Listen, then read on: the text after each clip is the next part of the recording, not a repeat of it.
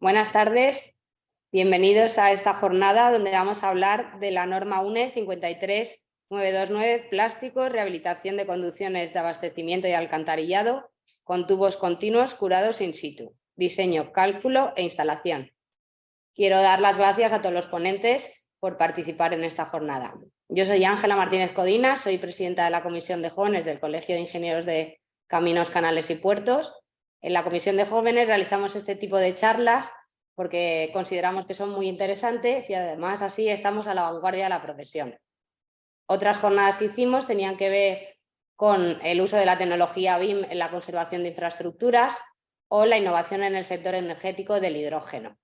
Además estamos muy involucrados en el empleo porque hemos realizado un plan de prácticas, un plan de becas. La semana pasada mismo hicimos una jornada con una gran constructora donde recibieron diferentes currículums de los colegiados. Hemos realizado un encuentro de colegiados en Valencia, diferentes visitas a obras e instalaciones en España y también en el extranjero, como en Londres y Singapur. Firmamos un acuerdo con la Mutualidad Caminos para tener los colegiados jóvenes un seguro de vida para menores de 40 años y además con Banco Caminos hemos firmado un acuerdo para tener una reducción de la cuota colegial.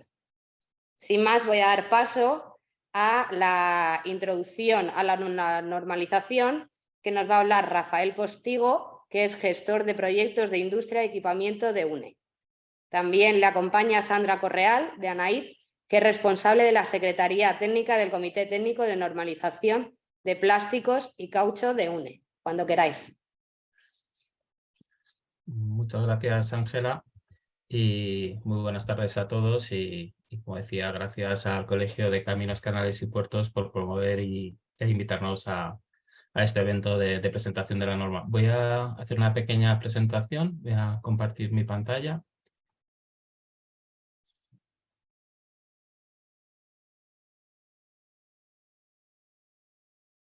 Creo que la estáis viendo ya a pantalla completa.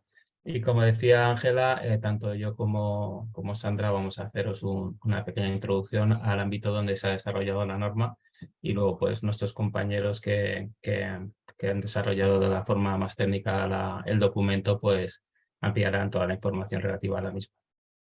Como decía Ángela, pues soy Rafael Postigo y soy gestor de proyectos dentro de UNE. UNE es la Asociación Española de Normalización, que es una asociación sin ánimo de lucro, de carácter multisectorial y privada. Y bueno, es el organismo nacional de normalización reconocido por el Ministerio de Industria, Comercio y Turismo en su Real Decreto para la infraestructura y de la calidad industrial y la seguridad. Asimismo, pues UNE es el organismo nacional de normalización, que es el miembro nacional de los comités europeos e internacionales de normalización, tanto a nivel europeo como internacional. Y como veis ahí, pues nuestros miembros son asociaciones de todo tipo de los sectores del tejido industrial español. Y como veis también, pues bueno, dentro de nuestros miembros, pues tenéis ahí a AEAS, que es la Asociación Española de Abastecimiento y Saneamiento, y ANAID, que es la Asociación Nacional de Industrias del Plástico, que han participado en la elaboración de esta norma, pues a través de los expertos que participan en los comités nacionales de normalización, tanto de ingeniería del agua como de plásticos y caucho. La iniciativa en realidad surgió del sector de las aguas, pero bueno, por mejor digamos, desarrollo de la norma como tal, pues finalmente se acomodó dentro del Comité Técnico de Normalización de Plásticos y Cauchos que secretaría ANAIP y que luego posteriormente Sandra pues dará más información sobre el mismo. Y asimismo, pues dentro digamos, de la actividad de UNE, lo que tratamos también es de proporcionar herramientas pues para los objetivos de desarrollo sostenible, pues a través del desarrollo de normas. Uno de ellos que digamos que es transversal a nuestra actividad, pues es el del ODS 17 de Alianzas para lograr los objetivos de desarrollo sostenible. En esta diapositiva podéis encontrar un poco los resultados de nuestra actividad. Pues tenemos en catálogo más de 35.000 normas, de las cuales muchas de ellas pues, son adopciones de las normas europeas que se desarrollan en el CEN, en el Comité Europeo de Normalización, y en el que participan pues, gran cantidad de expertos nacionales. Tenemos en nuestra estructura más de 950 comités técnicos de normalización, entre los que se encuadra pues, el Comité Técnico 53 y el grupo de trabajo que ha desarrollado la norma. Y bueno, como os decía y habéis visto con anterioridad, pues tenemos más de 530 miembros asociados a UNE. Y bueno, pues ahí tenéis otra serie de datos relevantes en cuanto a los beneficios que pueda aportar la normalización al tejido y al comercio nacional, al tejido industrial y al comercio nacional. Pues se supone que más del 1% del PIB de la economía española pues surge a través de la normalización. En cuanto a los documentos que desarrollamos, pues tenemos diferentes tipos de documentos técnicos y bueno, del que se trata hoy es, digamos que el documento más robusto en cuanto al contenido técnico digamos, a la transparencia en cuanto a su desarrollo, que es una norma técnica. También desarrollamos especificaciones técnicas e informes técnicos y luego pues otro tipo de documentos, informes, etcétera. Pero bueno, en el caso que nos ocupa, pues lo que se ha desarrollado es una norma que, como veis ahí, pues es un documento que mucha gente piensa que hay veces que es de obligado cumplimiento, pero su naturaleza es de uso voluntario, aunque digamos que quien lo utilice luego puede exigir su utilización de forma obligatoria a través digamos, de incorporación en legislaciones o contratos entre diferentes partes o pliegos de condiciones, etcétera. Pero bueno, en origen es un documento de aplicación voluntaria. E intenta compendiar pues, los resultados de la experiencia y el desarrollo tecnológico del ámbito de aplicación del documento. Una parte importante también es en cuanto al desarrollo de estos documentos y que le proporcionan mucho valor, es que se trata del resultado del consenso entre todas las partes interesadas que pueda haber bajo el contenido del documento. Digamos que para el desarrollo de una norma se tiene que garantizar que participen todas estas, digamos, organizaciones que pueden estar interesadas o afectadas por el desarrollo de la misma. Y luego finalmente, pues que el carácter también, digamos, que le da robustez al documento es que se aprueban por un organismo de normalización reconocido. En este caso, pues nosotros como Organismo Nacional de Normalización.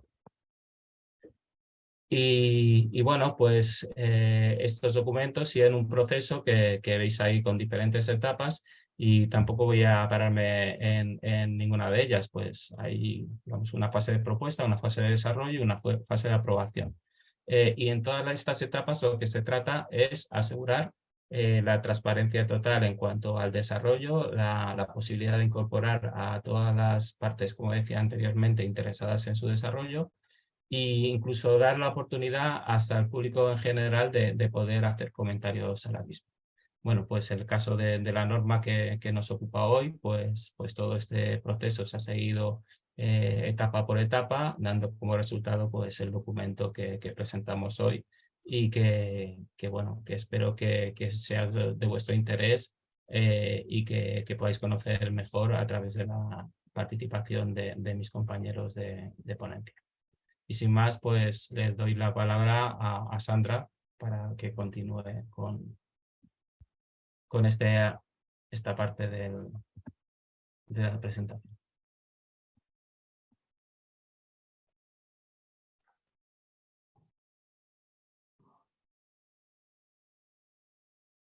Vale, ¿comparto ya, Ángela? O... Sí, ¿no? Vale.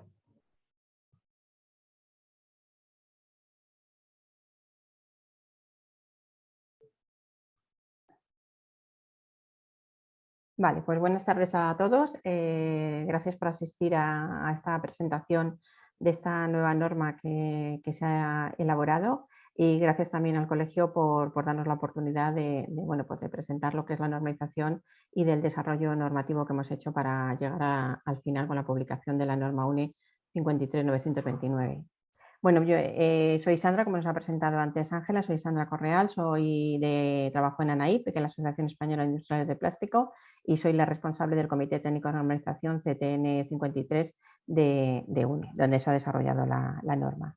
Os voy a dar unas pequeñas pinceladas sobre lo que es nuestra asociación. ANAIP es una asociación a nivel nacional que agrupa a las empresas que trabajan en el sector de la transformación de plásticos. Fue fundado en el año 1957 y el año pasado cumplimos ni más ni menos que 65 años. Contamos actualmente con más de 300 empresas asociadas, y a nivel nacional es una entidad reconocida por la Administración Pública y por otros organismos nacionales. Es una asociación que defiende los intereses de nuestras empresas a nivel nacional, europeo e internacional. De algunas de las asociaciones o entidades de las que somos parte, somos miembros, está EUPC, que es la Asociación Europea de Transformadores de Plástico; AENOR, la empresa de gestión de la calidad, certificación de la calidad. Estamos en su consejo de administración. UNE, por supuesto, también participamos en su junta directiva. Somos miembros de COE, de distintas comisiones que engloban, que tiene la Confederación, también de la Asociación Española para la Calidad y de la Plataforma Multisectorial contra la Morosidad.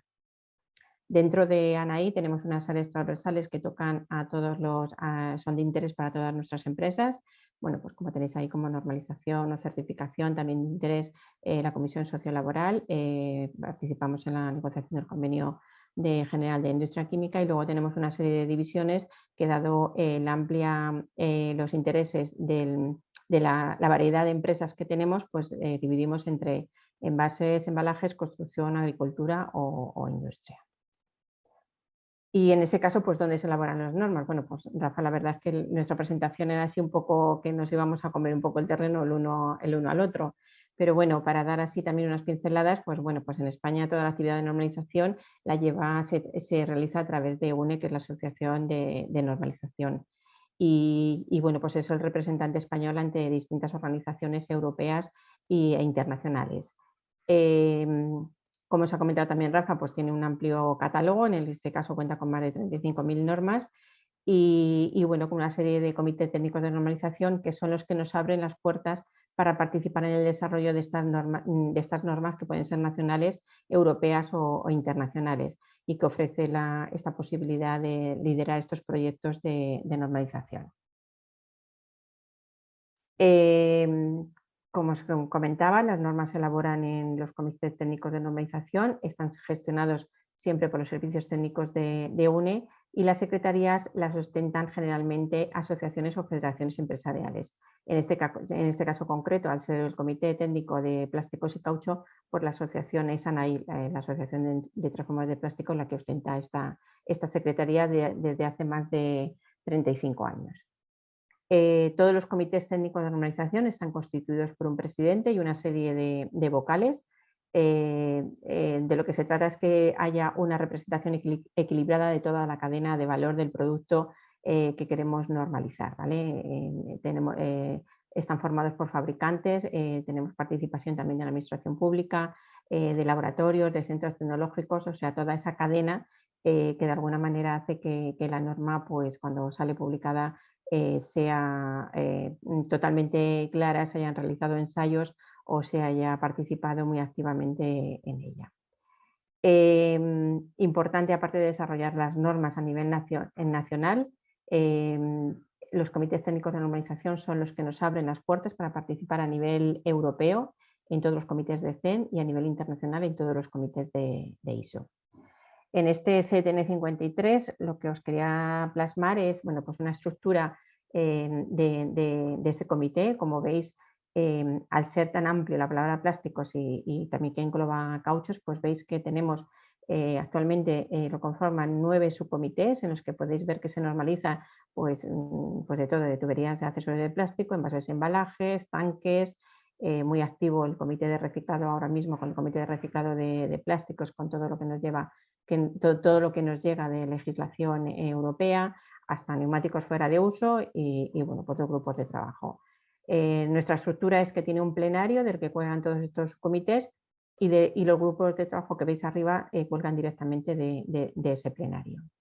En este caso que nos ocupa hoy, pues bueno, pues dentro del subcomité 2 de tuberías y accesorios de plástico, es donde a través de AEAS, que lleva la Secretaría del CTN 149 de Ingeniería del Agua, pues recibimos esta solicitud para realizar la elaboración de esta norma. Como no teníamos ningún subcomité al uso como tal, pero bueno, dentro de tuberías y accesorios de plástico sí que estaba relacionada y el objeto y campo de aplicación de la norma sí que estaba englobado dentro de este subcomité 2, pues creamos un grupo de trabajo para desarrollar esta norma. El principio de la creación de este grupo de trabajo pues es como el de todos. Hay una solicitud para hacer una norma, hay un contacto por parte del comité de buscar a todas las empresas, que también es verdad que nos facilitó en este caso el CTN 149 de esas empresas que estaban interesadas. Se hizo un envío masivo a todos los laboratorios, bueno, administración pública, todas las entidades que pudieran estar interesadas en formar parte del grupo, no dejarnos a nadie y dar la posibilidad de que todo el mundo participara en la elaboración de esta norma. Esto ocurrió, creo, con lo que hemos estado hablando anteriormente, que creíamos que iba a ser un trabajo que se iba a desarrollar en un corto plazo y al final, bueno, pues empezamos los trabajos en el 2018 y en el 2022 ha sido cuando hemos visto la finalización de esta norma ya publicada. Y bueno, pues creemos que ha sido un trabajo pues muy bien hecho. Agradecer a todos los técnicos que participaron en la elaboración de la norma y que ahora veréis ese trabajo desarrollado más a nivel técnico y no el de normalización, como estamos hablando mi compañero y yo, Rafa y yo. O sea que yo tampoco me quiero extender más porque lo que interesa de la norma es esa cuestión técnica. O sea que muchas gracias a todos y doy paso a mis compañeros. Gracias, Rafael y Sandra. Así hemos podido conocer más acerca de la UNE y de sus procesos y que también habéis tardado 4 años, o sea que ha dado frutos el trabajo. Enhorabuena. Ahora vamos a hablar de rehabilitación y sus ventajas, normalización y motivación de la norma UNE 53929, estructura general de la norma. Y va a presentar Sergio García, que es responsable de la oficina técnica de MACSA. Cuando quiera, Sergio. Hola, buenas tardes a todos y en primer lugar, gracias Ángela y agradecer al Colegio de Caminos, al igual que mis compañeros, la posibilidad de dar difusión a esta norma que tanto trabajo nos ha llevado durante estos tres años y medio. Voy a compartir la pantalla.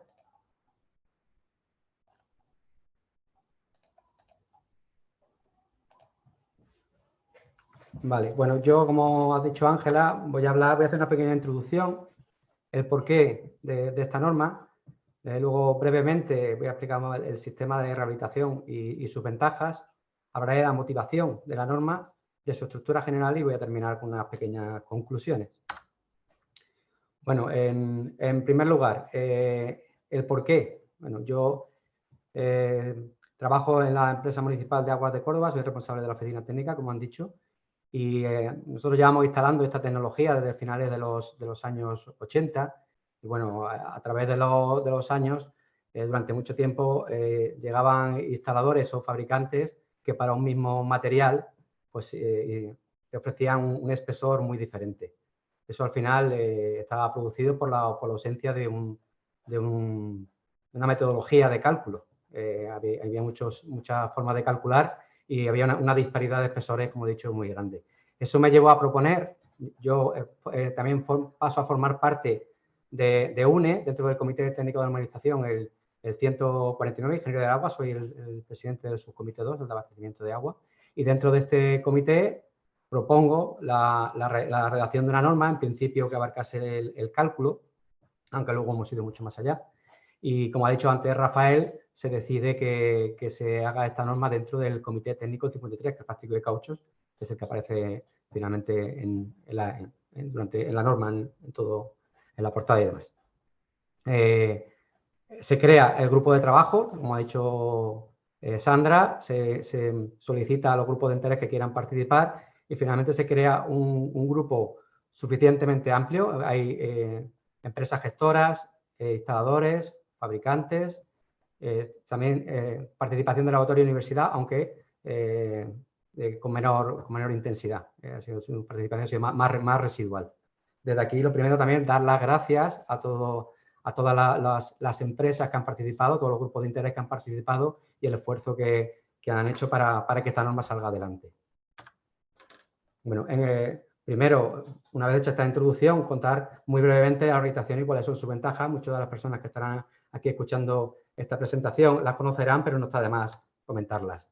Al final está la tecnología de tubos curados in situ. Es una manga flexible que bien puede ser solo fieltro o fieltro con fibra, en el caso que se le quiera aportar resistente de atracción, impregnada en resina, que se inserta en el interior de una tubería anfitriona, bien por tiro o bien por reversión, y se endurece según el tipo de resina que tenga, mediante la aplicación de calor, agua caliente o vapor de agua, o mediante el uso de lámparas ultravioleta o lámparas LED. ¿Qué es lo que nos va a determinar el espesor? ¿Qué es el parámetro fundamental de esta tubería? Pues el tipo de resina, la cantidad de fibras que pongamos, el estado de la tubería anfitriona y luego las cargas, que fundamentalmente van a ser la profundidad, el relleno, el nivel freático y el tráfico. Bueno, las ventajas de esta tecnología, pues su alta rentabilidad, es una tecnología muy rentable en comparación con la apertura hacia el abierto, con mínimo impacto en el entorno. Las obras son de corta duración, aunque esto siempre hay que matizarlo, luego lo contaré un poquito más adelante. Es una solución limpia y eficiente con un mínimo impacto ambiental. Lógicamente, la reducción de ruido es muy grande. La obra civil necesaria se minimiza enormemente, se reduce a la apertura de calas de entrada y salida de la manga, y al final pues es un sistema con un alto componente tecnológico. Al final, lo que vamos a obtener es una tubería nueva que se construye en una tubería existente. Como ya he dicho, nosotros aquí en Córdoba llevamos aplicando esta tecnología muchos años y a modo de ejemplo, pues hace 4 años, en el entorno de la mezquita, el rectángulo que se ve aquí, para que muchos conoceréis Córdoba, es la mezquita situada al lado del río Guadalquivir. Bueno, pues esta zona que está protegida, es Patrimonio de la Humanidad por la UNESCO, son zona de vías estrechas junto a la mezquita. La aparición de restos arqueológicos está prácticamente garantizada. Yo como siempre digo que Córdoba, para lo bueno y para lo malo, es una ciudad atrapada por su pasado. Pues ven, aquí rehabilitamos un colector, un ovoide de 50 por 120 a una profundidad de 4 metros, en una longitud total de 330 metros, pues el plazo de instalación de las mangas fue de 5 días. Evidentemente, estos 5 días, y enlazo con lo que había dicho de la obra de corta duración, se refiere exclusivamente a la inserción de la manga. Lógicamente, todos los pasos previos y las preparaciones llevan bastante más, pero en cualquier caso los plazos son muy inferiores al uso de la tecnología a cielo abierto.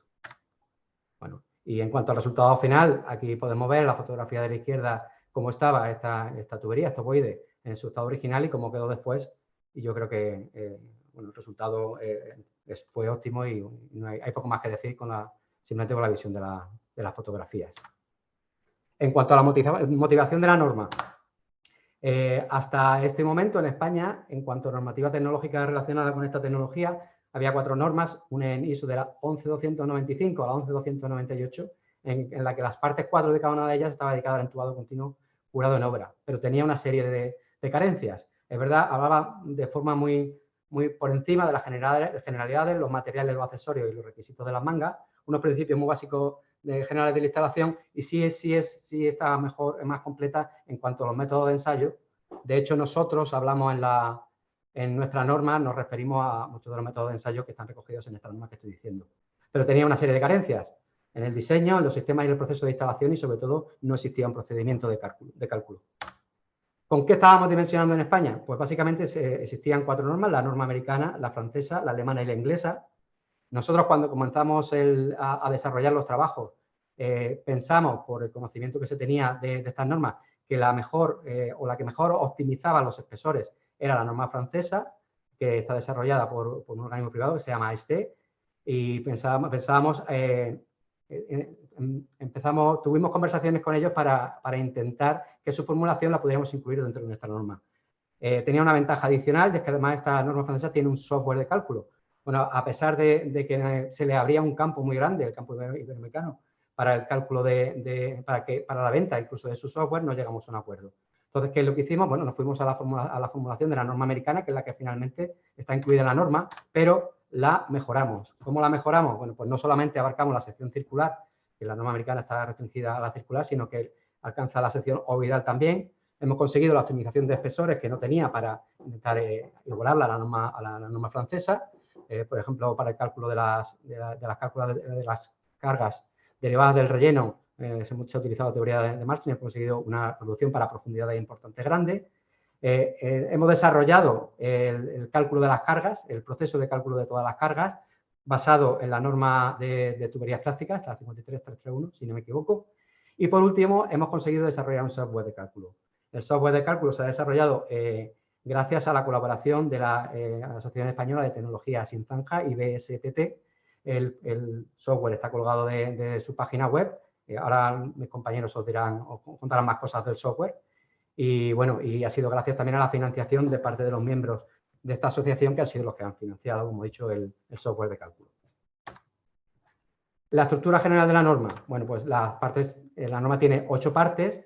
Las 4 primeras de ellas son clásicas de cualquier norma: la introducción, objeto y campo de aplicación, las normas, los símbolos de aplicación y los términos y definiciones, que en este caso pues son todos los términos específicos de esta tecnología: balización, elongaciones, ahora comentaré algo más de eso, módulos de deformación, tensión de titulación, módulo de tubería anfitriona, resina, en fin, que se habla de toda la parte, vienen todas las definiciones que son necesarias para esta tecnología. En cuanto al diseño, en el apartado 5 se cuentan los pasos fundamentales para realizar todo el proceso, y luego sí quisimos, dentro del grupo de trabajo, hacer dos capítulos totalmente independientes para tuberías sin presión y compresión, de manera que cualquier usuario que se metiese dentro de uno de estos dos campos pudiese realizar todo el proceso sin necesidad de que estuviera mezclado con el otro.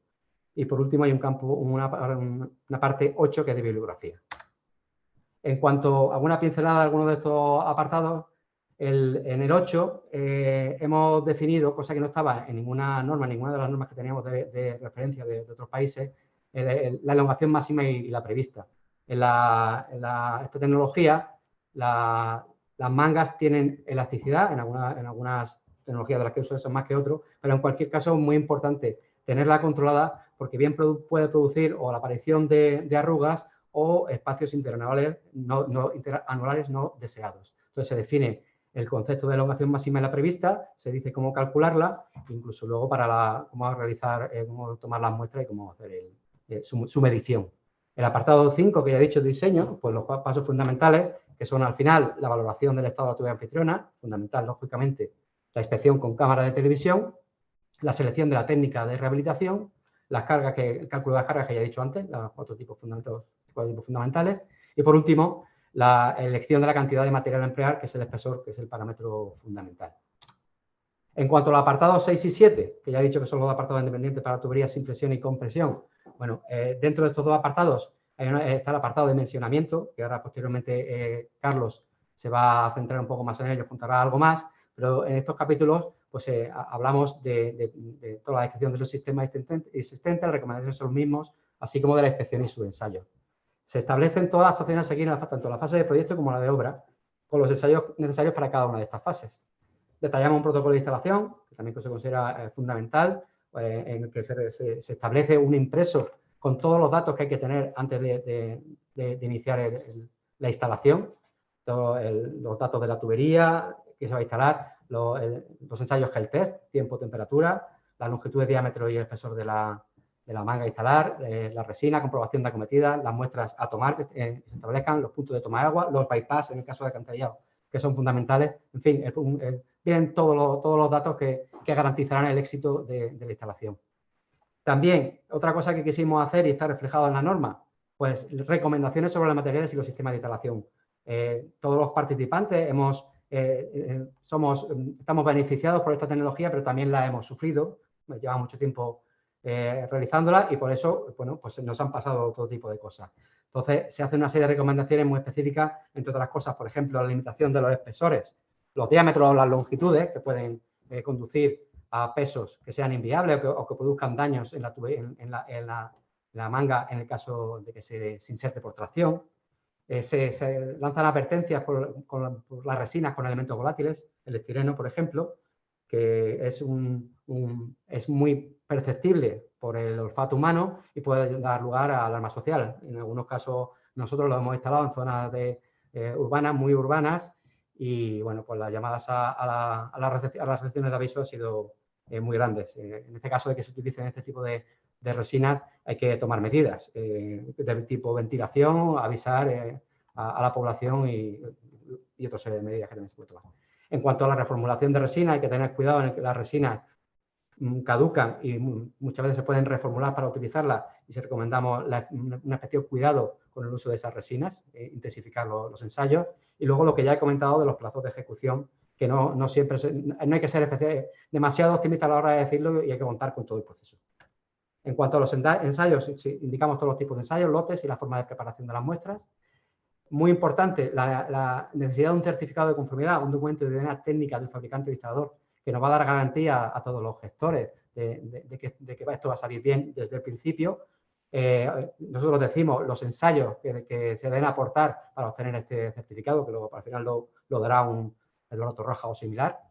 O en su caso, decimos que hay que hacer unas pruebas de instalación simulada en taller, que si bien son caros, consideramos esencial su realización para lo mismo, porque si no van a aparecer problemas con casi total seguridad. Por último, en cuanto al abastecimiento, pues hablamos lógicamente de la necesidad de los certificados de materiales aptos para el contacto con el agua potable, el Real Decreto, recién aprobado Real Decreto 3/2023, que sustituye al 140, y también hablamos de que en el tema de la apertura de acometidas y derivaciones todavía no está muy bien solucionado, y siempre recomendamos la instalación de un carrete de derivación, terminar en ambos extremos las mangas con su junta de estanqueidad correspondiente y instalar un carrete de derivación.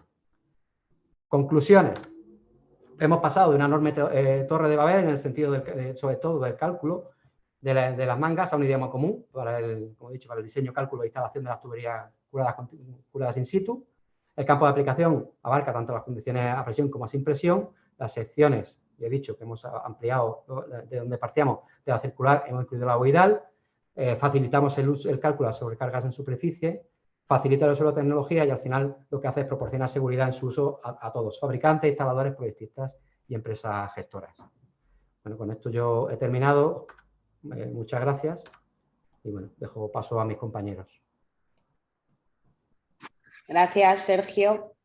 Ahora vamos a hablar de los principios generales de la norma UNE 53929, dimensionamiento. Quería comentaros que si queréis hacer preguntas podéis hacerlo a través del chat o de preguntas y respuestas, y también deciros que se han apuntado a esta jornada 176 personas. Y esta parte la va a presentar Carlos Cabrera, que es técnico de la oficina técnica en Maxa. Gracias. Buenas tardes a todos. Gracias por vuestra asistencia, gracias al Colegio de Caminos por haber hecho posible la presentación de esta norma, y voy a compartir una presentación que he preparado.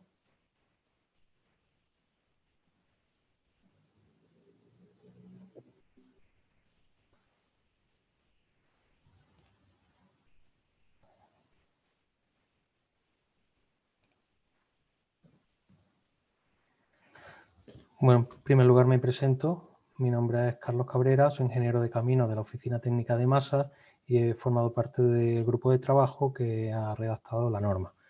Mi presentación va enfocada más al aspecto del dimensionamiento y voy a comenzar. La norma consta de 8 partes. Las 5 partes que están donde se describe cómo realizar el dimensionamiento son las 5, 6 y 7, 5 diseños, 6 para tuberías sin presión y 7 para tuberías con presión. Como ha dicho mi compañero Sergio, la base de formulación es la norma americana, la STM 1916, que está bastante extendida en España, y en concreto el apéndice X1 de consideraciones de diseño. Complementar la norma 53929 complementa o amplía pues en un procedimiento que se describe para el cálculo de ovoides. Se incluye un coeficiente de minoración de las cargas por empuje de tierra o coeficiente de Marston, Se incluye un procedimiento para las cargas de tráfico pesado basado en la también norma española 53331 y se incrementa la rigidez mínima exigida para una manga de rehabilitación, que antes eran 0,64 kN metro cuadrado, se incrementa a 1 kN metro cuadrado. Para el dimensionamiento de la manga, pues, ¿dónde se describe el procedimiento? En el apartado 5 tenemos los datos necesarios para hacer la valoración del estado inicial de la tubería a rehabilitar, que ahora profundizaremos sobre el tema. En el apartado 6 se describe el diseño para tuberías sin presión, las habituales conducciones de alcantarillado. Y en el apartado 7, el diseño para tuberías a presión, red de distribución habitualmente, impulsiones de distribución o de aguas residuales, etc. Pues bien, ¿qué se requiere para el diseño? En primer lugar, la valoración del estado de la tubería a rehabilitar. ¿Eso qué es? Pues las características geométricas del tramo, profundidades, longitudes, la antigüedad de la tubería, luego realización de una inspección con circuito cerrado de televisión para medir el estado en que se encuentra, en concreto ovalidad, grietas, fisuras y también determinación de las cargas, empuje de tierra, nivel freático y tráfico. Una vez que hemos valorado el estado de la tubería a rehabilitar, el siguiente paso es seleccionar la técnica de rehabilitación. Posteriormente seleccionamos el material a utilizar y por último determinamos el espesor, determinamos la cantidad de material necesario. Entonces, como he dicho antes, el primer paso sería la determinación del estado de la tubería a rehabilitar. La norma define dos estados. El estado 1, donde la tubería a rehabilitar se considera parcialmente deteriorada y el diseño se hace únicamente por falta de estanqueidad. El estado 2, la tubería a rehabilitar se considera que no es capaz de contribuir a la resistencia y entonces se considera deteriorada y el diseño se hace de manera independiente. En los factores que determinan si estamos en un estado 1 o 2, pues ahora profundizaremos algo más, pero son la antigüedad, si tiene más o menos de 50 años, que es la vida útil habitual de una tubería, la estanqueidad, el número de grietas longitudinales en la misma sección, la ovalidad que presenta la tubería y existencia de otra serie de daños. Aquí en la imagen veis una tubería que se consideraría estado 2 porque tiene más de 3 grietas en la misma sección. Aquí tenéis otro ejemplo de otra tubería. En la imagen de la izquierda sería considerada estado 1 por este criterio porque no tiene grietas longitudinales y la imagen de la derecha, como veis, tiene más de 3 grietas longitudinales en la misma sección, por lo cual sería un estado 2 por este criterio nada más. Luego, otro factor determinante es la medición de la ovalización que presenta.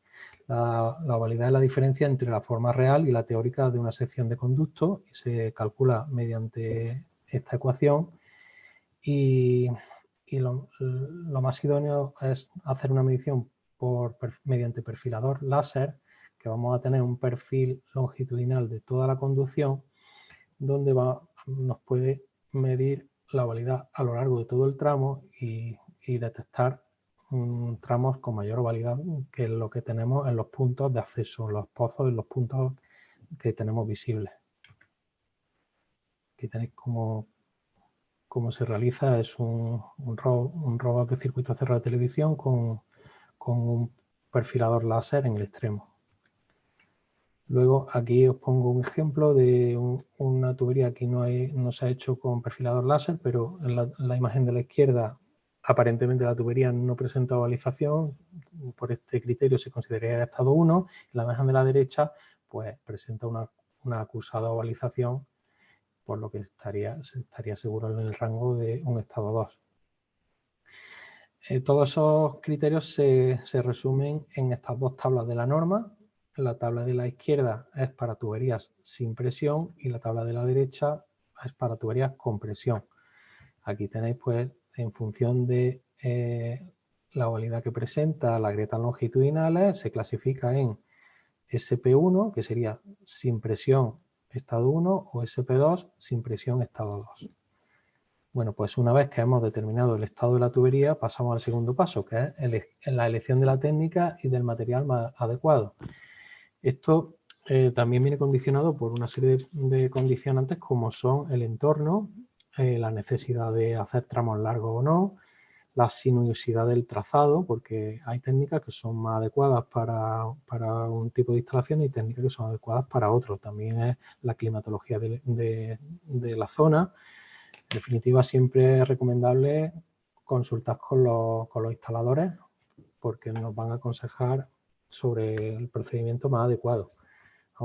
Mi compañero Sergio también ha pasado por encima por todas las técnicas. Los procedimientos para la inserción de mangas los tenéis aquí, que es inversión por agua o por aire a presión, o la inserción mediante arrastre o pooling. Y luego los curados pues, pueden ser por agua, por vapor, ultravioleta o LED. Y bueno, pues en los tipos de materiales básicamente se pueden, la norma los define en dos, los tipos fieltro y los tipos fibra, y tienen unas propiedades mecánicas cada uno. Entonces los tipos fieltro pues, son más recomendados para unos casos y los tipos fibra para otros.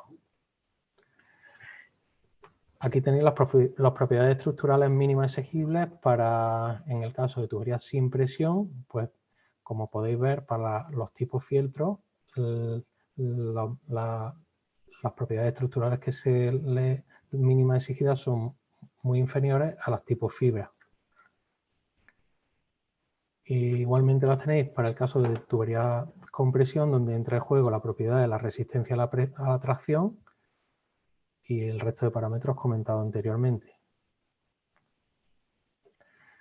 Bueno, y el tercer paso sería la determinación de las cargas. Una vez que tenemos determinado el estado de la tubería, el tipo de red, tipo de material que vamos a emplear, pues podemos pasar al siguiente caso, determinación de las cargas. ¿Cuáles son los criterios de cálculo? Pues en el caso de tuberías sin presión, podemos tener en estado parcialmente deteriorada. Los criterios de cálculo son la carga hidrostática y la ovalización presente. En el caso de que la tubería a rehabilitar esté en estado 2 o deteriorada, tendríamos además el terreno, las cargas de tráfico o carga en superficie y la exigencia de una rigidez mínima. Esta es la formulación para el caso de tubería sin presión, que luego matizaremos un poco más. Y ahora pasamos al caso de las tuberías de presión. Aquí, además de los criterios de cálculo anteriores, entran estos dos, que son la presión interior positiva y la presión interior negativa. Esta es la formulación de la norma para el caso de tuberías con presión. Y empezamos a comentar brevemente algunas de las ecuaciones que incluye la norma. En el caso del cálculo de carga hidráulica, pues se realiza mediante esta ecuación y el espesor mínimo por ovalización con esta otra. Si tenemos un estado 1, es decir, una tubería parcialmente deteriorada que no presenta ovalización ni presenta carga hidráulica que soportar, pues la norma también describe qué criterios hay que considerar para su cálculo, que es, en el caso de mangas fabricadas con fibra de vidrio, considerar una altura virtual de agua subterránea de 150 centímetros y en el resto de materiales conseguir un SDR de 100. Luego, en el estado deteriorado, estas son las ecuaciones con las que se calcula el estado deteriorado y aquí solo remarcar eso, la inclusión de las cargas en superficie, que se ha descrito un procedimiento para calcularlas, y el coeficiente de carga de tierra o coeficiente de Marston, que lo que viene es a tener en cuenta el rozamiento del terreno y minorar la carga de tierras con elevadas profundidades. En la norma tenéis descrito todo el procedimiento para el cálculo de coeficiente de carga de tierra. Esta sería su formulación. Y luego, en el caso de las sobrecargas concentradas de tráfico, la formulación es igual que la norma española de tuberías de PVC, polietileno y polipropileno. La norma UNE 53331, donde se definen los tipos de pavimentos los vehículos y las cargas y se obtiene la carga WS o carga concentrada, sobrecargas concentradas. Luego, como hemos dicho anteriormente, se exige un espesor mínimo de 1 kilonewton, una rigidez mínima de 1 kilonewton metro cuadrado, que se calcula mediante esta ecuación. Y ya por último, para el caso de tubería a presión, pues el procedimiento es, en primer lugar, se determina si se cumple o no esta condición, que está relacionada con un posible orificio existente en la tubería. En el caso de cumplirse, se calcula como una placa plana circular con esta ecuación, y en el caso de no cumplirse, se calcula con un anillo de tensión. Ya por último, se describe también la forma de calcular el efecto de la presión negativa. Esta formulación es bastante tediosa y por ello se ha desarrollado un software que se encuentra alojado en la página de la Asociación Ibérica de Tecnología Sin Zanjas y que luego mi compañero Raúl explicará con mucho más detalle. Por último, decir que todos estos cálculos y los proyectos luego hay que comprobar en obra mediante la realización de ensayos si los valores de propiedades mecánicas que el fabricante declara se cumplen o no. Y bueno, aquí tenéis mi contacto. Muchas gracias y para lo que queráis me podéis escribir.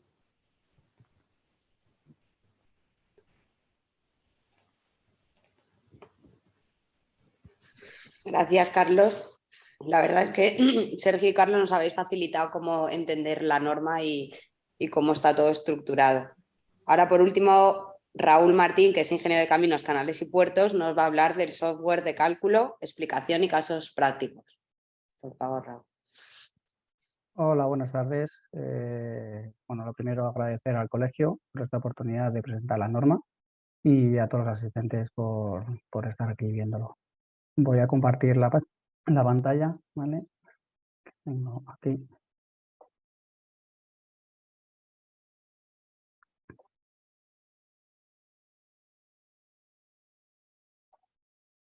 Bueno, lo primero soy Raúl Martín, soy miembro desde el inicio del grupo de trabajo que ha creado la norma UNE 53929.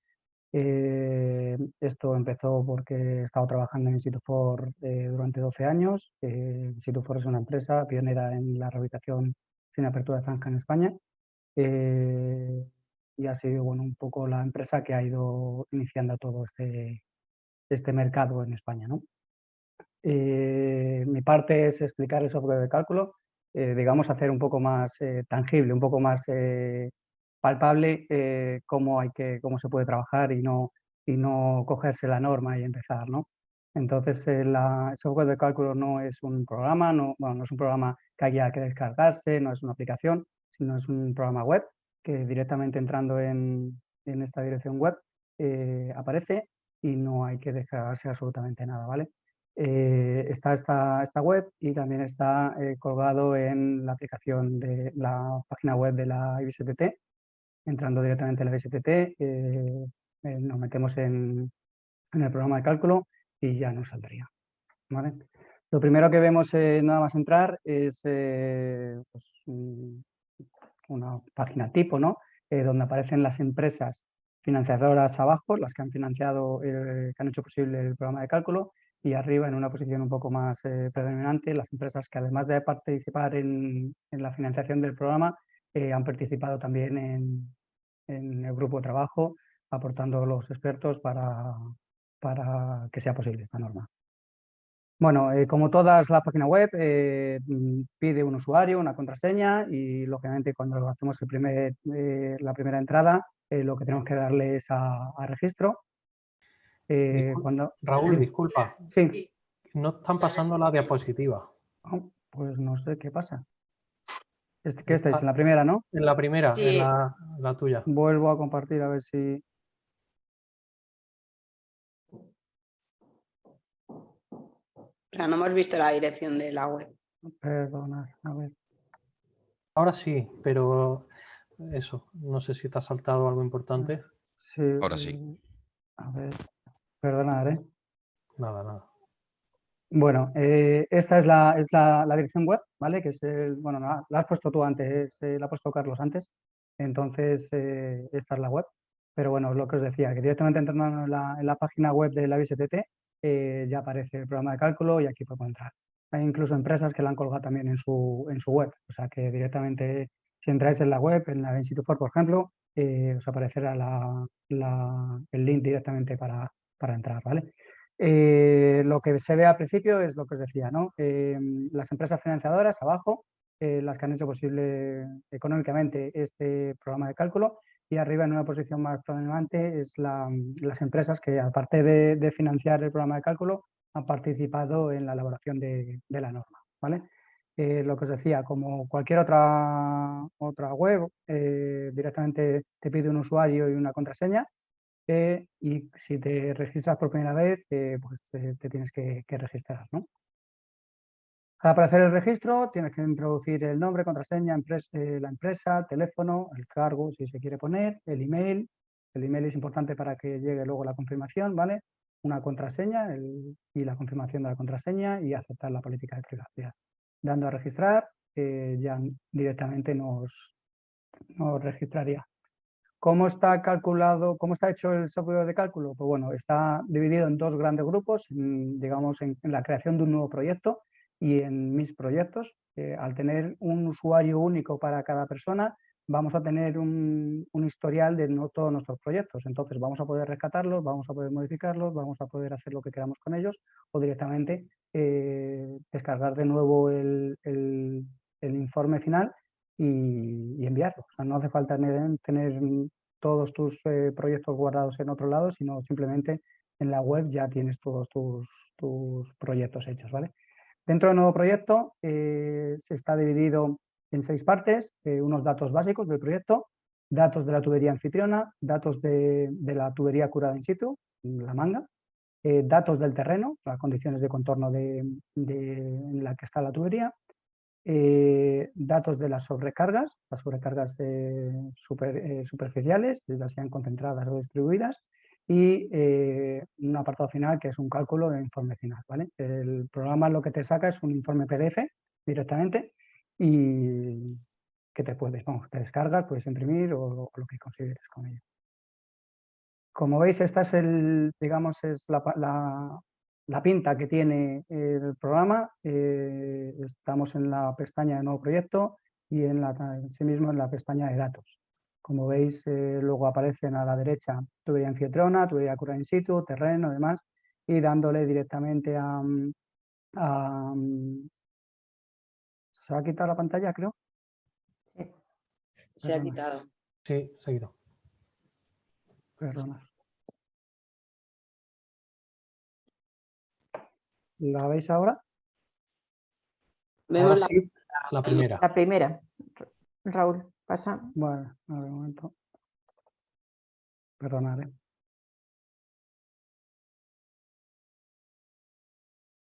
No avanza. Vale. ¿No ha avanzado? No. No. Espera un momento, a ver. Quizás con el teclado.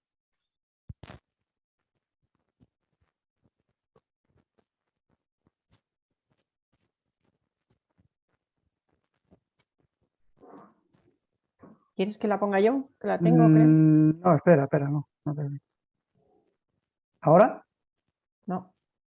Está la primera.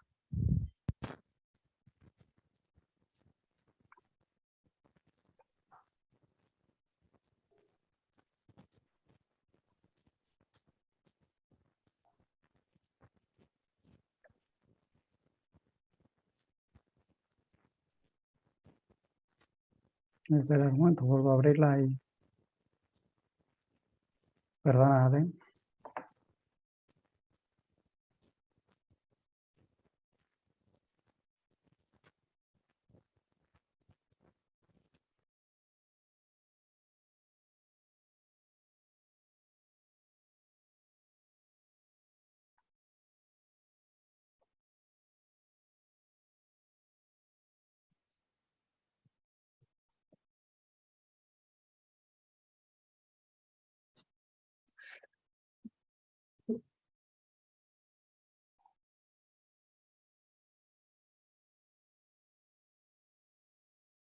Ahora vemos. ¿Ahora? Sí. Vale, bueno, he vuelto a abrir.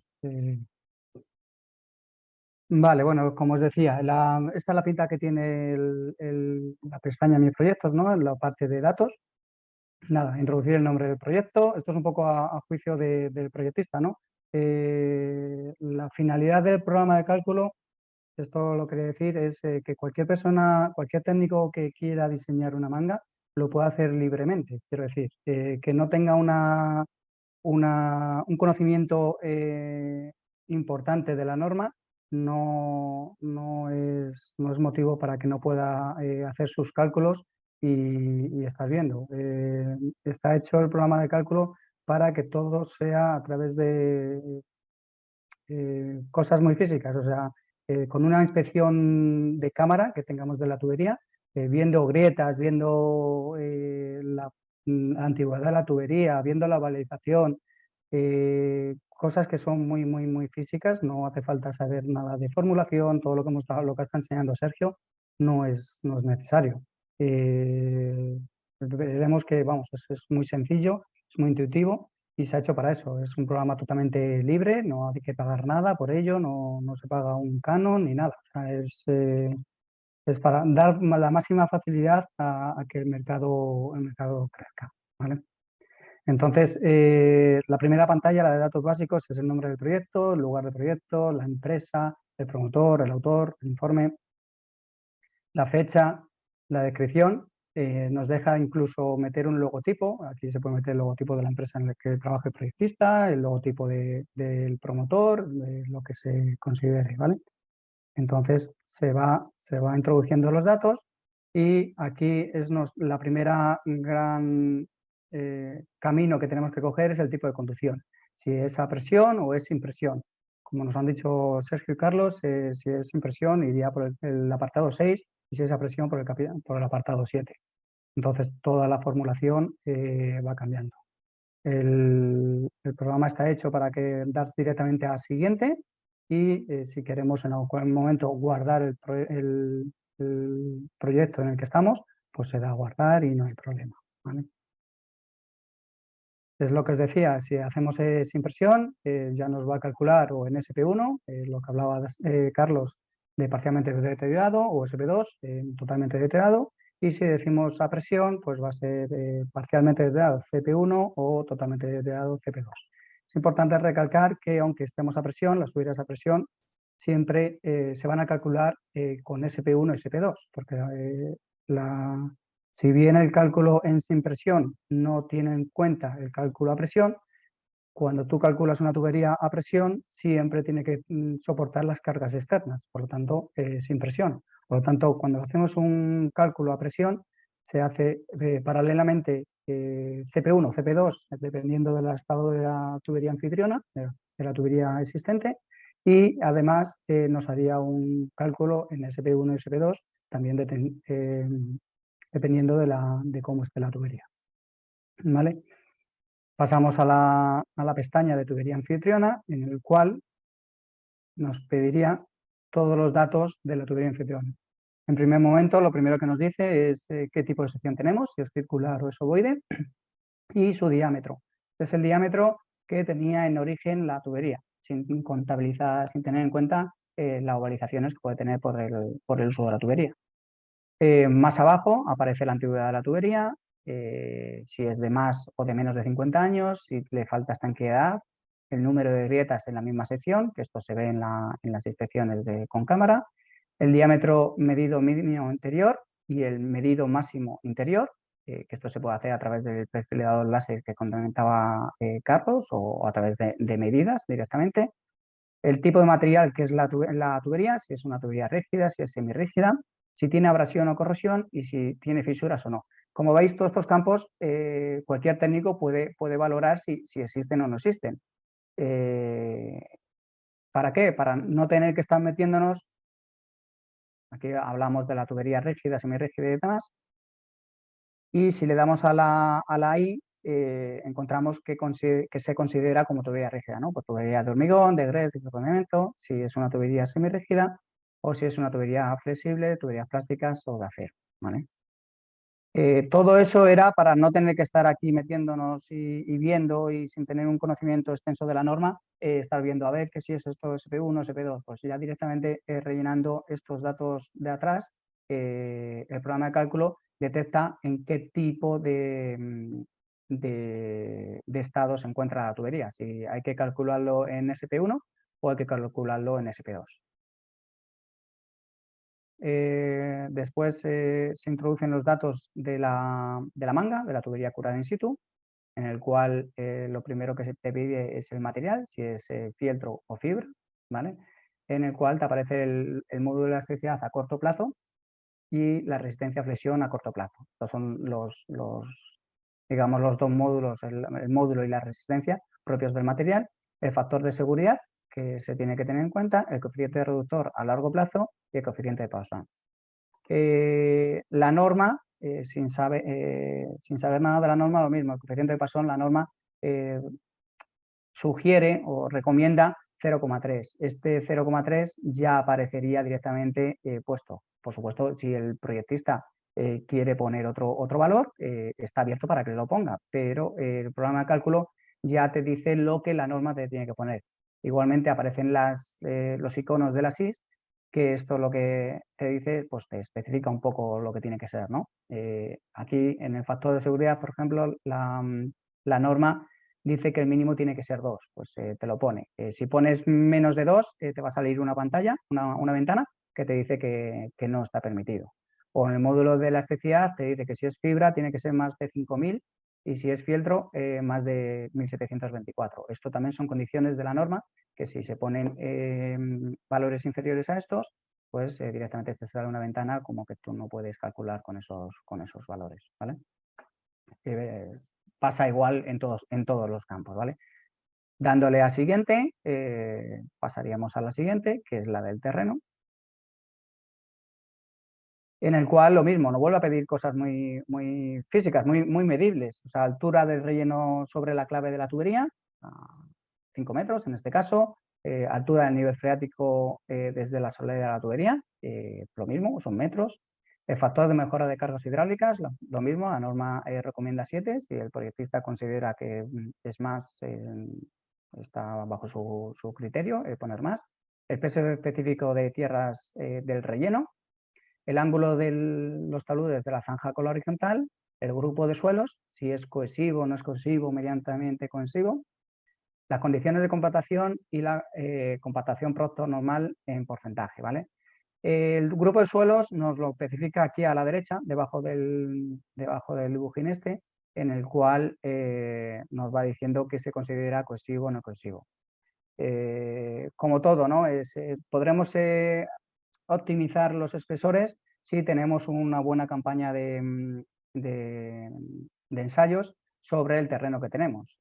Si no tenemos una buena campaña de terrenos, de ensayos, la norma ya nos va diciendo, como decía antes Sergio, nos va recomendando unos valores, ¿vale? Y esos valores ya aparecen directamente en el programa de cálculo. Si nosotros le vamos dando a siguiente, no se va a meter la pata, no se va a hacer un cálculo erróneo, porque lo que se va a hacer es hacerlo tal cual la norma te recomienda, ¿vale? Esto está hecho porque como todos los cálculos de las cargas externas están hechas a través de la norma 1.53.331, son valores que hay que tener en cuenta, pues si se conocen. Lógicamente, si se conocen, pues tú pones el valor que conoces. Si no lo conoces, tendrás que tomar esos criterios, ¿vale?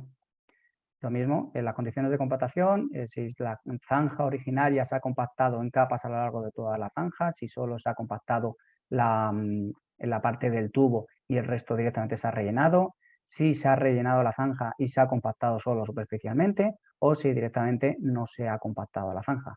Lógicamente, si lo sabemos, pues lo podrás poner y si no lo sabemos, pues harás un diseño menos optimizado. Igual que la compactación Proctor. Si tú tienes ensayos, sabes a qué Proctor has llegado, a qué densidad has llegado, pues podrás ponerlo. Si pones sin ensayos, pues te va a coger lo que la norma recomienda, ¿vale? Al igual que en el resto de pantallas, las SIS que te van indicando un poco cuáles son los valores que la norma te recomienda.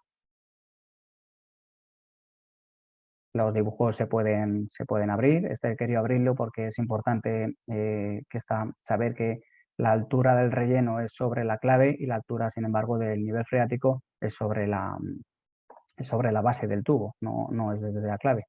Y aquí el ángulo de los taludes de la zanja, que si se sabe, pues se podrá poner. Es importante recalcar que la rehabilitación se hace sobre tuberías antiguas, pero también se hace sobre tuberías nuevas. O sea, es triste, pero muchas veces se rehabilitan tuberías de reciente instalación, por un fallo de dimensionamiento, por un fallo de instalación, y se conocen todos estos datos. Se sabe perfectamente en qué ángulo se hizo la zanja, cómo se ha compactado, y entonces se puede afinar un poco más el cálculo. El quinto punto es sobre las sobrecargas, que está basado en la UNE 53331. Para mí, la norma que hemos conseguido mejora mucho la norma americana, porque la norma americana no tiene en cuenta la profundidad y no tiene en cuenta las sobrecargas que hay en superficie. Directamente la profundidad le da igual que esté a 1 metro que esté a 10, la tubería.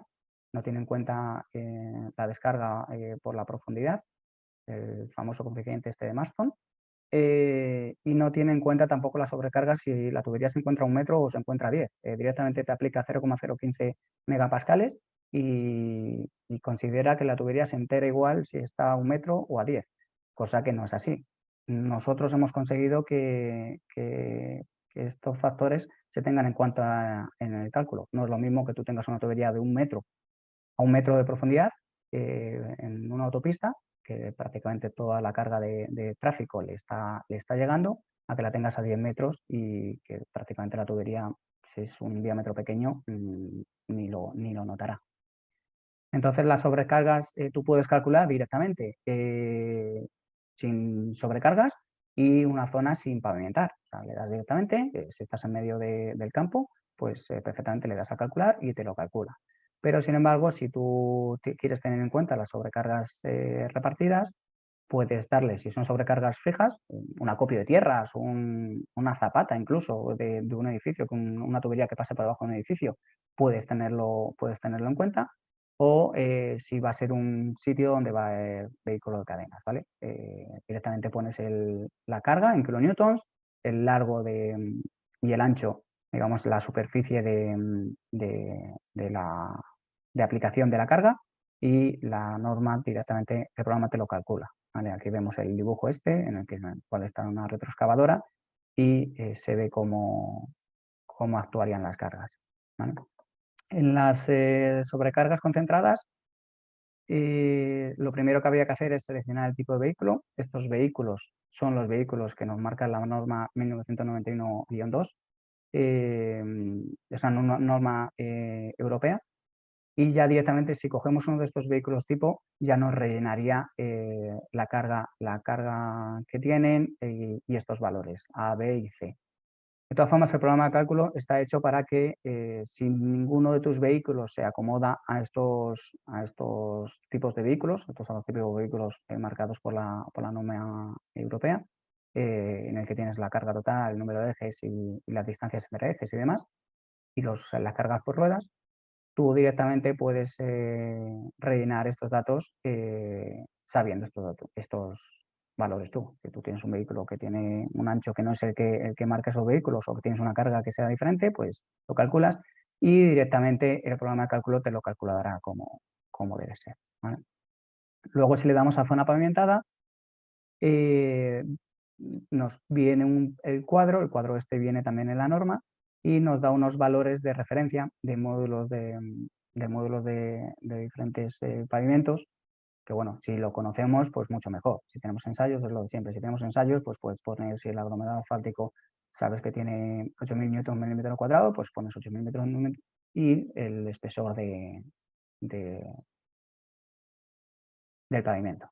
Aquí se ve en la pantalla perfectamente cómo se ven los espesores. Y ya lo último sería darle al cálculo e informe final. Te sale una pantallita que sale directamente si estás seguro de realizar el cálculo. Le das a continuar y te sale esta pantalla. En este caso, el ejemplo que he puesto es una tubería sin presión, nos ha dicho que es SP2 y que el espesor de cálculo es 10,45. Ahora sería introducir el espesor nominal propuesto. Este es el espesor comercial del fabricante y la retracción que nos dice el fabricante que tiene esa manga en el curado. Al ser un material que no está curado, cuando cura, como todo material, reduce de espesor. Puede ser un 1% o puede ser un 8%. Y al final sale el espesor final propuesto a instalar, ¿vale? Como veis aquí, si le damos a la I, aparece que el dato aportado, este dato tiene que ser aportado por el fabricante. Aquí yo he puesto un espesor nominal de 12 con una retracción del 8, por lo tanto el espesor final propuesto 11,04 siempre tiene que ser mayor a los 10,45 que habían salido de cálculo. ¿Vale? Si le damos a generar informe, nos sale un PDF con esta imagen, en el cual podemos ver los datos sobre el informe, en el que aparece el informe, el nombre del proyecto y demás, el cálculo de la tubería, en cuál estamos, o estamos en tuberías sin presión, y luego las características de la tubería anfitriona, todos los datos que hemos ido introduciendo, y nos dice que nuestro diseño será SP2. Si le damos a la siguiente, las características de la tubería, estas son las características de la manga. En este caso hemos puesto una manga de fieltro con un módulo de elasticidad de 2500 y con un módulo de elasticidad a largo plazo, debido a la reducción de seguridad, el coeficiente reductor de a largo plazo de 2, pues este es con el que se calcula, ¿vale? Las características del terreno, todas las características, primero las características físicas, cuánto metros y a qué profundidad está, y luego ya todo, las presiones, todo el cálculo que aparece en nuestro proyecto. Las sobrecargas concentradas que hemos introducido, los módulos de compresión del pavimento y las sobrecargas repartidas. Y ya por último nos aparecen las comprobaciones del estado SP2.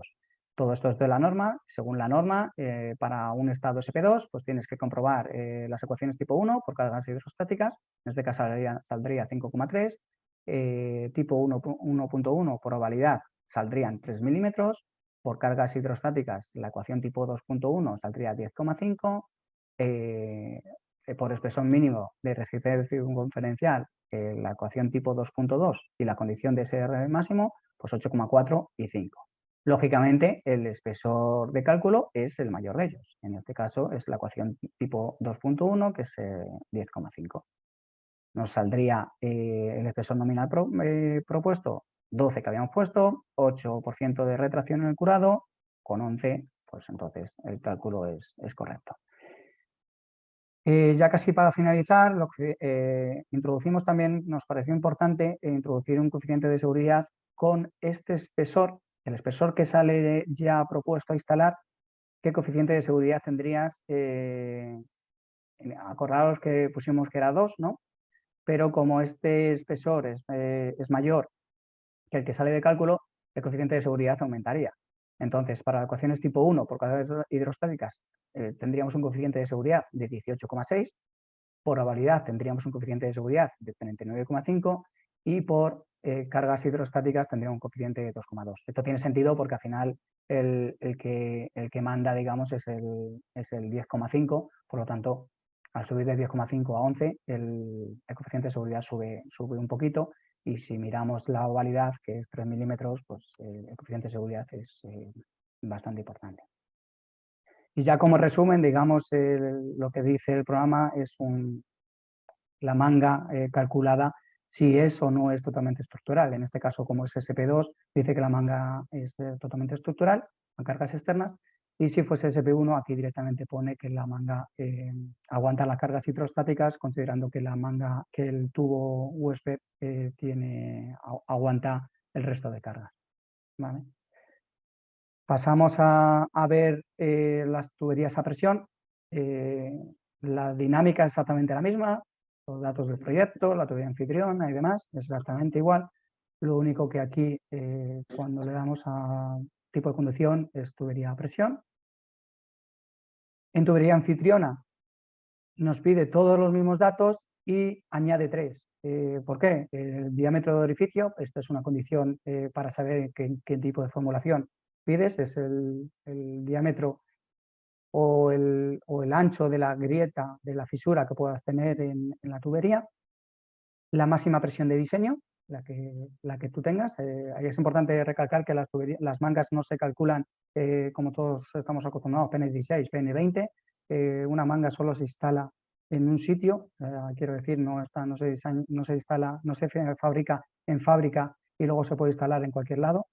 Tú cuando la instalas en una tubería ya sabes de sobra qué presión va a estar sometida a esa tubería, porque no puedes estar cambiando la cota de los depósitos. Entonces, sabes de sobra si tú esa tubería la tienes a 8,9 o la tienes a 3 o la tienes a 5.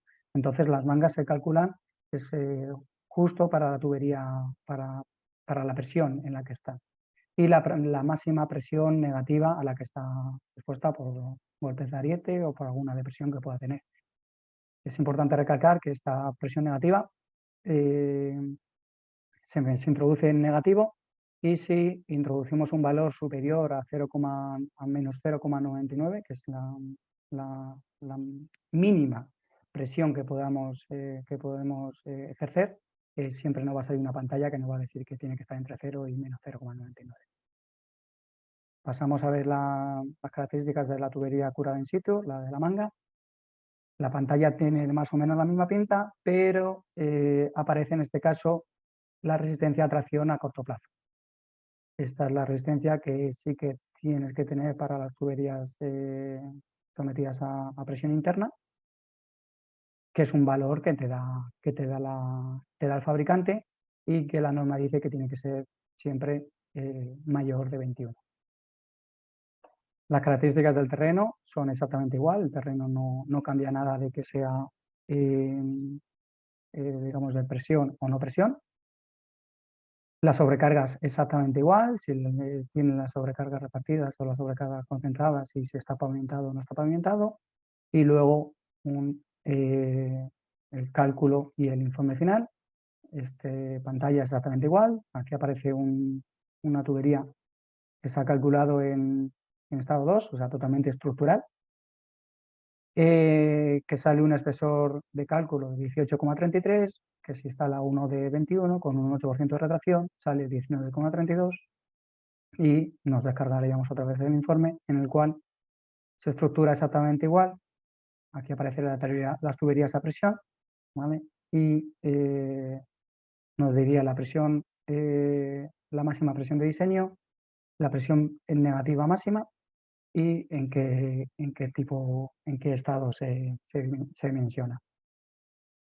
Exactamente igual, las características del terreno, las sobrecargas y las comprobaciones. En este caso, para CP2, la norma dice que hay que comprobarlo en todas estas comprobaciones, nos da diferentes espesores para cada comprobación, y luego sus coeficientes de seguridad exactamente igual para cada comprobación. Si os fijáis aquí, por ovalidad sale un 203 de coeficiente de seguridad.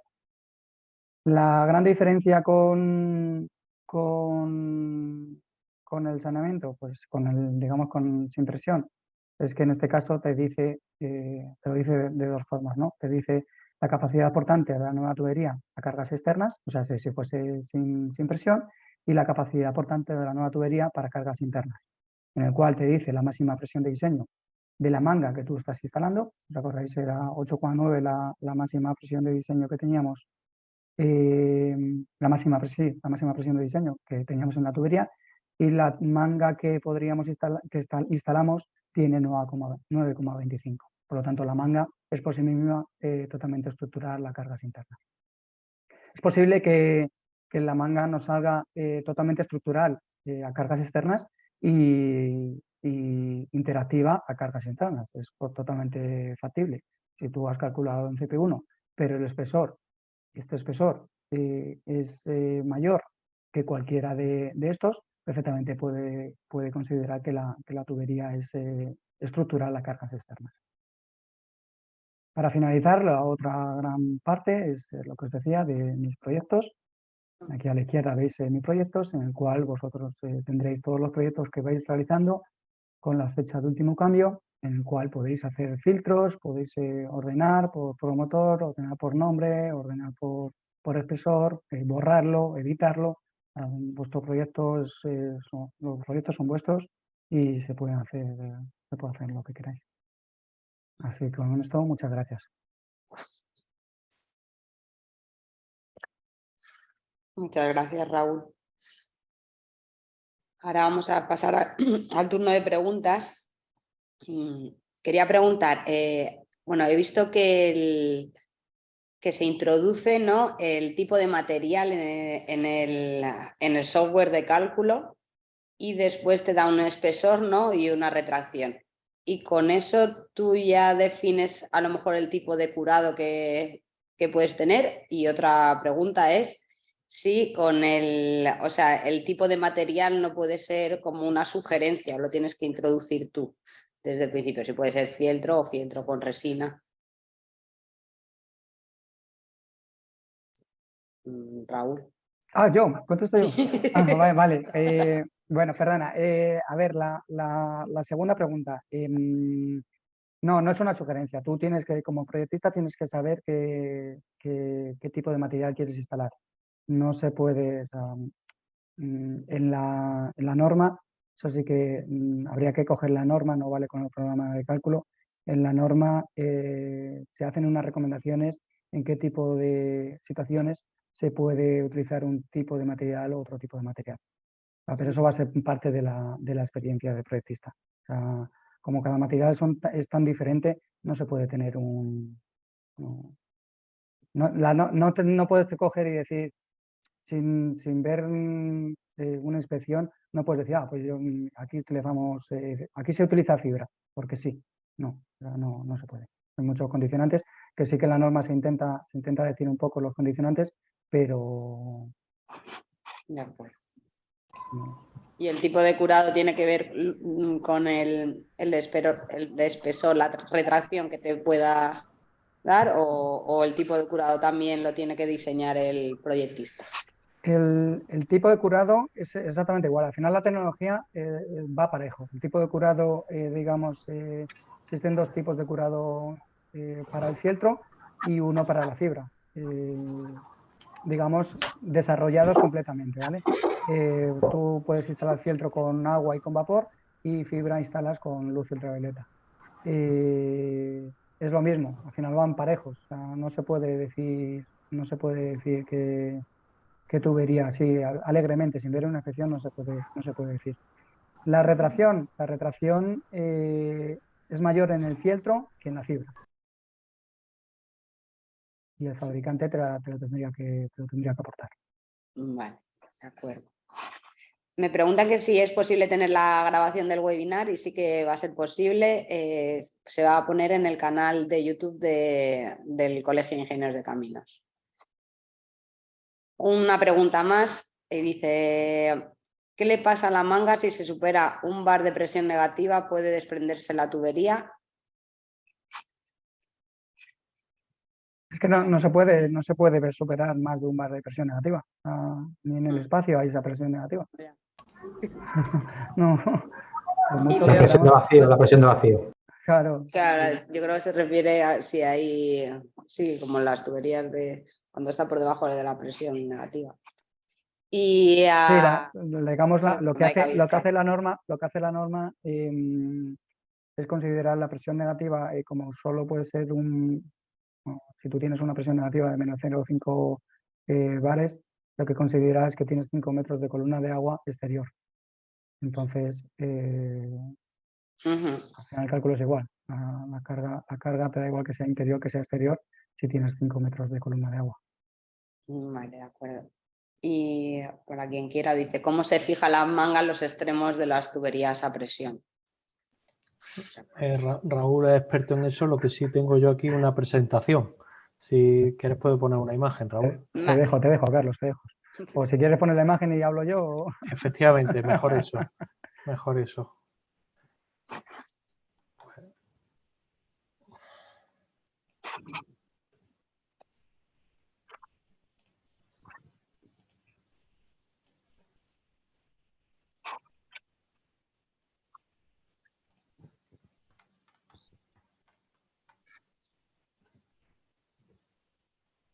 Cuando quiera, Raúl. Vale, bueno. Se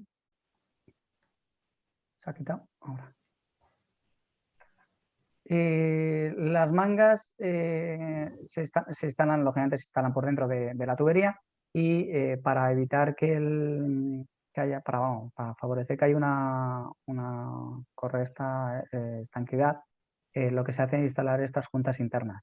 Estas juntas internas que ves, la foto que mejor se ven para mí es, digamos, la segunda y la tercera de la fila primera. En el cual es un polímero de polietileno de alta densidad, en el cual a través de aros metálicos por presión, digamos el primer aro que se ve en la imagen de la derecha del todo, el primer aro que se ve es el que aprieta el polietileno de alta densidad contra la tubería huésped. Se aprieta, es mecánico directamente. Y luego los otros dos, no sé si el segundo está apretando ya la manga o no está apretando la manga, pero bueno, el segundo y el tercero apretan la manga. Con esto evitas que haya una falta de estanquidad entre la manga y el tubo. La manga no se pega al tubo, nunca. Los tubos son tubos en servicio y o bien porque está en mal estado o porque al estar en uso existe un biofilm, existe suciedad, la manga es imposible que se pegue. Entonces, esta es la forma más idónea de evitar ese problema. Vale. Sí, aquí se ve, mira, ahí se ve ya un poco mejor.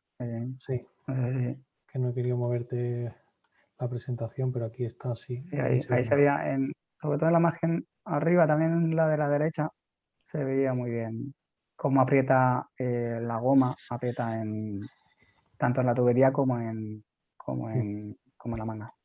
Este anillo aprieta únicamente en la tubería y No sé, no lo veo yo ahora, por lo menos. No lo estamos viendo, Carlos. Ay, perdón. Pues se me habrá ido la...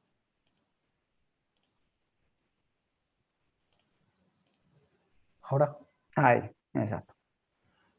Sí, en esta sección se ve perfectamente, ahí donde estás viendo tú, donde estás poniendo con el ratón, ese es el aro que aprieta contra la manga y el aro de la izquierda es el que aprieta contra el tubo. Es importante que el tubo a rehabilitar en ese punto esté en perfectas condiciones. Si en ese punto no está en perfectas condiciones, no va a funcionar este sistema. Gracias, Raúl. De acuerdo, pues muchas gracias a todos por participar y nos vemos en otra jornada. Hasta luego. Muchas gracias. Hasta luego. Adiós. Hasta luego, muchas gracias.